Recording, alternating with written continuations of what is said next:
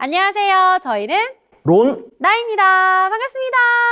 아, 론님. 너무 네. 오랜만에 뵙는 거 아닌가요? 너무 격하게 반겨주시는 거 아니에요?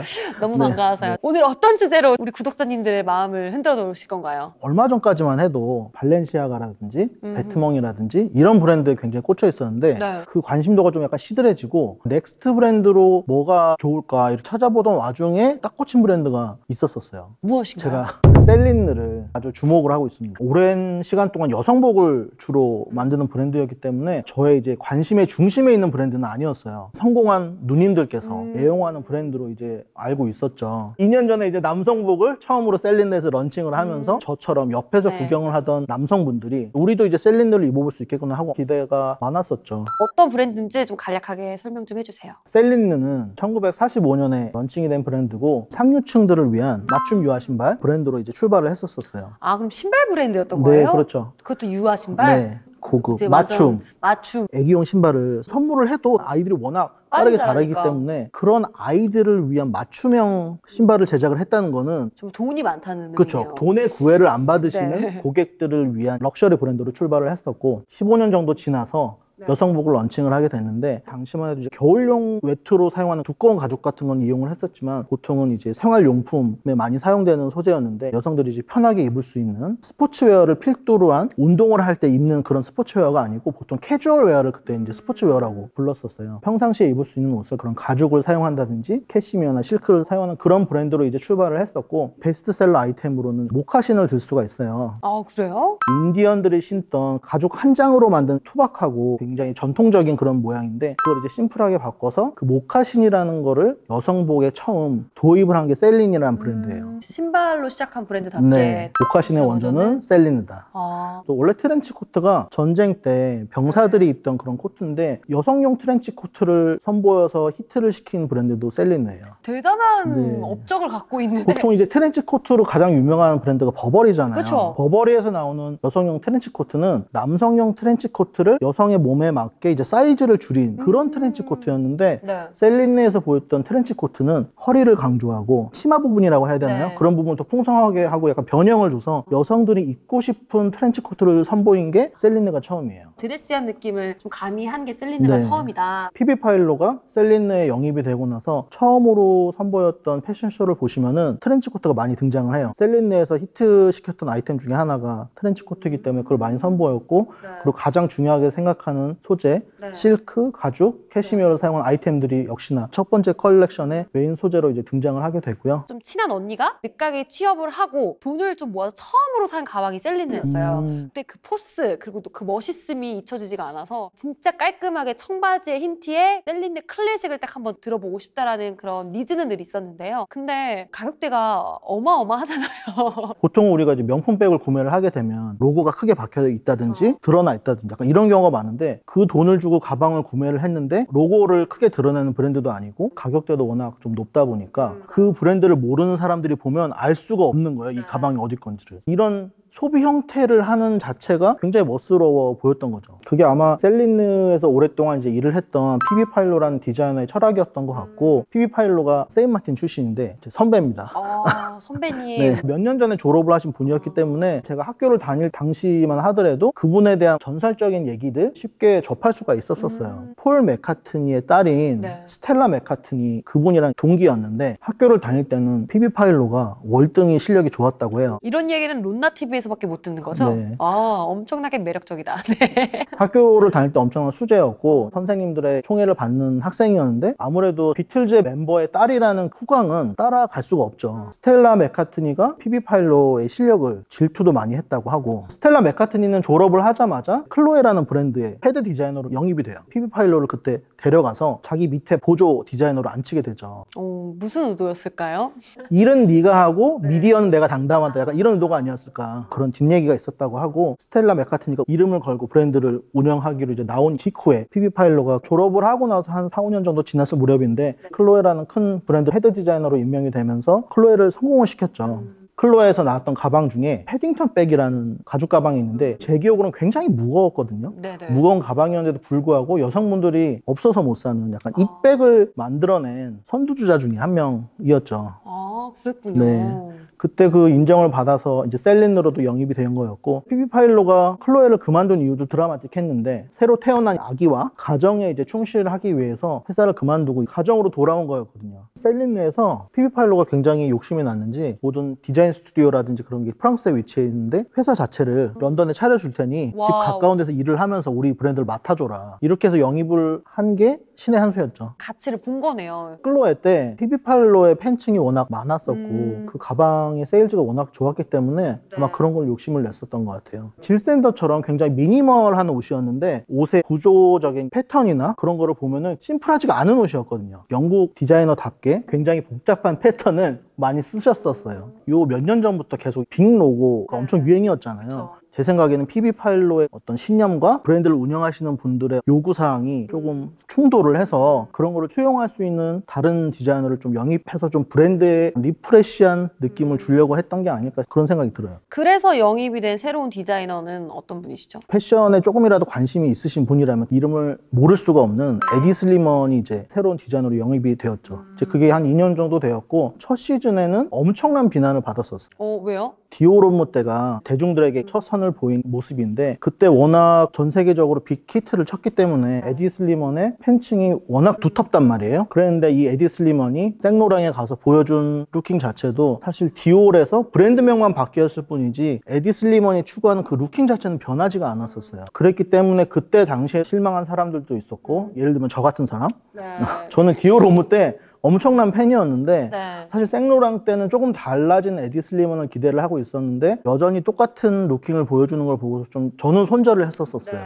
근데 어쨌든 그 루킹 자체가 너무 멋있었기 때문에 생로랑도 성공을 거뒀었고, 그 이후에 이제 행보가 셀린느였는데 생로랑에서 보여줬던 루킹과 거의 흡사한 루킹을 첫 쇼에 보여주게 되면서 골수 팬들이 볼 때는 이건 이제 더 이상 셀린느가 아니고 에디 슬리먼의 쇼 같다. 네. 스스로를 복제하는 그런 모습에 굉장히 실망을 해서 프레스도 그렇고 전문가들도 그렇고 일반 셀린느 소비자들도 엄청난 비난을 퍼붓게 됐었죠. 그러면 언제부터 인정을 받게 되나요? 첫 시즌을 그렇게 약간 말아먹고 두 번째 시즌에 조금 반성하는 듯 하다가 2021년 SS 컬렉션을 비대면으로 쇼를 발표를 하게 돼요. 트랙이 있는 어떤 운동장에서 모델들이 빠른 속도로 이제 워킹하는 모습을 다이내믹한 이제 카메라 워킹으로 잡아서 발표를 했는데, 기존의 에디 슬리먼이 보여줬던 루킹에서 뭐 두 단계 업그레이드된 아이템 자체는 굉장히 베이직한데 굉장히 컬러풀하고 코디 자체를 미스매치라고 해야 되나요? 전혀 안 어울릴 것 같은 아이템들을 서로 믹스를 해가지고 그 컬렉션이 큰 호평을 받으면서 매장에 깔려있는 SS 상품들이 판매도 잘 되고 있는 걸로 알고 있고, 에디 슬리먼을 비판했던 목소리도 좀 많이 들어가고 지금은 좀 인정을 해주는 분위기예요. 저도 그 영상을 봤었거든요. 이게 셀린느 쇼인지 몰랐었어요. 그쵸. 가방을 보니까 알겠더라고요. 가방을. 올드 셀린느라고 하는 피비파일로가 이끌던 셀린느에서도 이제 베스트셀러 아이템이 가방 종류였잖아요. 네. 카바스 라인이라든지 러기지 라인이라든지 가장 인기 있는 클래식 라인까지 에디 슬리먼이 셀린느로 오면서 피비파일로의 흔적을 뭐 말로는 존중을 한다고 했지만 워낙 강한 이미지가 있기 때문에 인스타그램 같은 SNS에서도 예전 셀린느 이미지를 다 삭제를 했어요. 아예 과거를 청산을 하고 로고체도 바꾸면서도 그런 베스트셀링 아이템은 아마 포기를 하기가 쉽지가 않았을 거예요. 예전에는 로고를 드러내지 않았었는데 리뉴얼대에서 나온 이제 카바스 라인이라든지 클래식 라인들을 보면은 트리오페라고 해서 예전부터 클래식하게 쓰던 그런 문양이나 이렇게 된 로고. 버클로 사용을 한다든지 새로 바뀐 로고 자체를 프린팅을 해서 아예 브랜드를 드러낸다든지 그런 방식으로 조금 새롭게 해석을 해서 내놓은 가방들이 지금 인기를 많이 얻고 있어요. 말씀해주신 로고가 이렇게 탁 박혀있는, 이제 그걸 들고 친구들이 인스타그램에 사진을 그렇게 많이 찍더라고요. 맞습니다. 가방의 디자인이 바뀐다든지 디자이너가 바뀌어서 이제 새로운 가방을 출시했을 때 기존에 나왔던 모델들은 구식 모델로 취급이 돼서 고객들의 외면을 받고 새로운 가방만 찾는 경향이 있는데, 구찌 같은 경우에도 미켈레가 크리에이티브 디렉터로 온 이후에 예전에 톰 포드가 전개를 했던 구찌 제품 같은 경우는 더 이상 고객들이 찾지를 않죠. 사실 셀린느는 되게 특이한 게 새롭게 런칭한 가방들은 또 나름의 쓰임새와 용도에 맞춰서 인기가 많고, 예전에 출시했던 클래식 모델들도 뉴 셀린을 아직까지 인정하지 못하는 팬층들에 의해서 더욱더 인기가 있어지고 있는 형국이에요. 올드 셀린파와 뉴 셀린파가 나뉘어서 그렇죠. 작용을 하고 있지만 상응하는 시너지 효과를 내서 서로가 그냥 계속해서 그 자리를 지키고 있는 거네요. 그렇죠. 굉장히 특이한 케이스라고 볼 수 있어요. 둘 중에 하나를 고르라고 하면 그래도 저는 올드 셀린. 저도 개인적으로는 에디 슬리먼이 자신이 좋아하는 글램 룩, 언더그라운드 문화에서 차용한 그런 루킹을 계속 보여주고 있는데 그냥 본인의 브랜드를 빨리 런칭을 하고 거기서 마음껏 보여주고 싶은 대로 마음껏 보여주고 브랜드의 색깔을 좀 유지하는 방향으로 셀린느가 다시 돌아왔으면 하는 바람입니다. 에디 슬리먼이 셀린느에 영입된 것 자체가 조금 늦은 감이 있다고 생각이 들어요. 사실 지금 되게 잘 먹히는 루킹이에요. 왜냐면 스트릿도 유행을 하고 있고 캐주얼한 옷들이 유행이라서 트렌드에는 부합이 되는데, 캐주얼한 루킹은 트렌드에 약간 막 빠지고 캐주얼과 구찌의 맥시멀리즘이 약간 공존했던 시대에서 앞으로는 미니멀리즘으로 지금 가는 추세거든요. 미니멀리즘이라고 하면은 사실 올드 셀린느가 연상이 되는데 맞네요. 유지를 했거나 거기서 좀 더 발전을 시켰으면 다가올 트렌드에 대응하기가 쉬웠을 텐데, 향후 한 뭐 2, 3년 지났을 때 계속 핫할지는 좀 의문입니다. 근데 뭐 에디 슬리먼 특성상 한 브랜드에 그렇게 오래 있지 않기 때문에 4년에서 5년 정도 일을 하다가 훌쩍도 살던 도시를 바꿔가면서 하는 약간 유랑자의 특성을 가지고 있기 때문에 셀린느도 지금 2년 있었죠. 한 2, 3년 후에 그만두지 않을까. 뭐 그때쯤 조심스럽게 예측을 해봅니다. 그때쯤 되면은 뭐 트렌드가 아예 또 바뀌어 있겠네요. 네. 어디 다른 브랜드로 옮겨가서 또 에디 슬리먼의 옷을 풀어내겠죠. 좀 자기 브랜드를 만들어서. 그게 사실 저만의 생각은 아니고 이미 디오롬무를 그만두실 때쯤에 LVMH 그룹에서 오퍼를 받았었어요. 에디 슬리먼 이름으로 브랜드를 런칭해보지 않겠냐. 자기 이름이 브랜드화가 돼서 결국에는 자기 이름을 자기가 마음껏 사용을 못하고 회사에서 그 이름을 가져가는 거에 대해서 굉장히 반대를 했었다고 해요. 자기 이름을 좀 뺏기는 꼴이 되니까. 고용된 사람에 불과해지는 거기 때문에 어떤 기분인지는 조금은 이해를 할 수가 있을까요? 네. 그 위치에 가보지 않아서 잘 그쵸. 모르겠습니다. 셀린느를 대표한 이 두 디자이너 피비 파일로랑 에디 슬리먼을 조사하면서 두 분이 묘하게 닮은 부분이 있더라고요. 피비 파일로 같은 경우는 두 분 다 영국인이시고 에디 슬리먼 같은 경우는 이제 어머니는 이탈리안, 아버지는 튀니지 분이신데 두 분 다 부모님들이 이제 프랑스인이 아닌데 파리에서 출생을 하셨었고, 피비 파일로 같은 경우에는 14살에 재봉틀을 선물을 받았고, 에디 슬리먼 같은 경우에는 16살 때부터 집에 있는 재봉틀로 옷을 만들기 시작했어요. 뭐죠? 뭔가 소름 돋지 않나요? 아닌가요? 나만 소름 돋나? 저는 그 나이 때 집에 재봉틀이 없었거든요. 재봉틀을 선물 받지도 않았었고. 재봉틀을 따는 것 자체가 큰 의미가 있는 거죠? 그렇죠. 피비 그렇구나. 파일로는 14살 때부터 이제 옷을 만들기 시작했고, 재봉틀로. 에디 슬리먼도 16살 때면 아직 고등학교를 졸업하기 전이에요. 그때부터 이제 남잔데도 불구하고 자기 옷을 만들어 입기 시작했다는 거죠. 열정이 있었기 때문에. 그렇죠. 에디 슬리먼 같은 경우에는 어렸을 때 부모님이 카메라도 사주셨다고 하고 집에서 암실 작업을 했다고 해요. 11살 때부터. 부모님의 영향이 크신. 부모님이 약간 아트나 사진 관련 쪽 일을 하지 않으셨을까 싶고, 피비 파일로 같은 경우도 어머니가 예술 쪽에. 예술 쪽에 종사하시는 분이셨고, 제일 제가 소름 돋았던 거는 네. 준비할게요. 소름 돋을 준비하세요. 네, 저도 준비할게요. 에디 슬리먼이 6살 때 처음 앨범을 선물을 받았는데 데이빗 보위의 앨범이었대요. 어렸을 때부터 이제 데이빗 보위의 음악을 듣고 자라서 그 사람이 에디 슬리먼의 뮤지였는데, 에디 슬리먼이 처음으로 이제 미국 디자인 협회상을 받았을 때 데이빗 보위가 시상을 했어요. 여기까지는 뭐 성덕이네요. 가장 큰 성덕이죠. 네. 피비 파일로의 어머니가 데이빗 보위의 앨범 커버 작업을 하셨대요. 소름 안 돋으셨나요? 데이빗 보위 자켓 보면 가장 유명한 이렇게 얼굴에 이렇게 번개 들어간 앨범 커버가 있는데 어머니가 아트 작업을 하셨다고 하더라고요. 아니 뭔가 저는 어렸을 때 뭐 앨범을 받았는데 그걸 뭐 했다 뭐 이렇게 같은 데이빗 보위를 둘러싼 그 인과관계. 그 둘의 삶에는 연결고리가 있었던 거네요. 그렇네요. 평행이론이 아니고 연결고리가 있었던 네. 거예요. 그리고 또 있어, 또. 소름은 좀 덜 돋는 왠지 포인트긴 이게 제일 해요. 돋을 것 같아, 나는. 외국의 브랜드 시스템은 갓 졸업한 졸업생 중에 약간 이슈가 되는 졸업생을 영입해서 크리에이티브 디렉터로 앉히는 경우가 굉장히 흔해요. 그래서 약간 소름이 덜 돋을 수 있는데, 두 분 다 이제 학교 졸업하시고 한 4, 5년 안에 크리에이티브 디렉터가 되셨다는 거. 저는 이건 진짜 제대로 된 평행 이론인 것 같아요.